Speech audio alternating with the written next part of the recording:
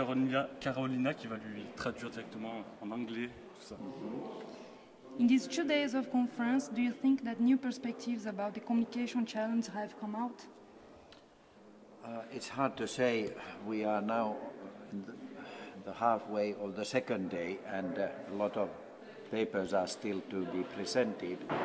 It seems to me that this is a mixture of old and new wine, so to say. Some aspects are new, like relating to internet and the latest technologies. But behind them we shall always recognize some old questions, like how do individuals relate to their environment in communities, and how do they view the broader perspectives in their own country and the world at large.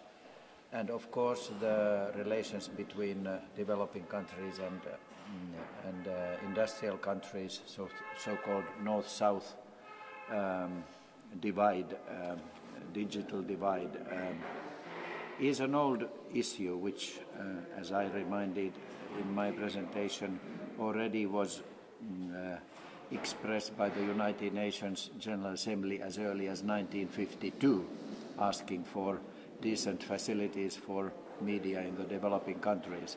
And yet today we have the same problems. So many problems which were articulated in this famous McBride report published in 1980, 30 years ago, they still remain today, although of course the world has changed and we have a lot of new problems around us, including the climate change and global warming and all these things.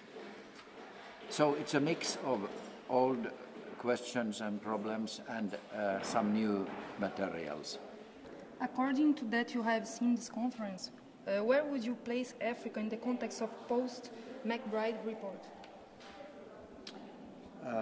Africa was always very central to the McBride report questions, and its present location is full of question marks. On the other hand, there are developments in communication field as in many other fields. For instance, South Africa is very advanced in, let's say, community radios.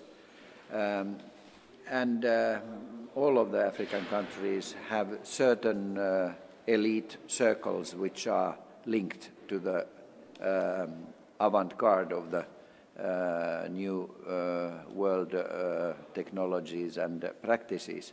On the other hand, Africa does have a lot of poverty problems and even these conflicts such as Darfur and so on, which make the African place in this post-McBride world rather complicated. So it's hard to give a simple answer. It's a very multiple picture which arises. Anyhow, Africa is relevant for the questions that we are discussing. Therefore, it's very good that we have an African focus here.